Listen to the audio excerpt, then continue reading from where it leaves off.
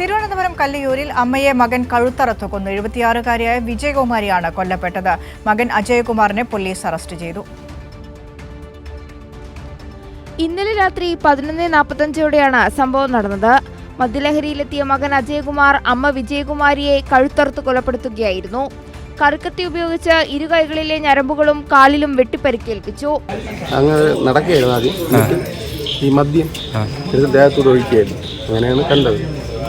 ചേട്ടൻ ഇറങ്ങി ഇയാളെ പിടിച്ച് 5 തവണ ഡി അഡിക്ഷൻ സെന്ററിൽ പ്രവേശിപ്പിച്ച വ്യക്തിയാണ് പ്രതി.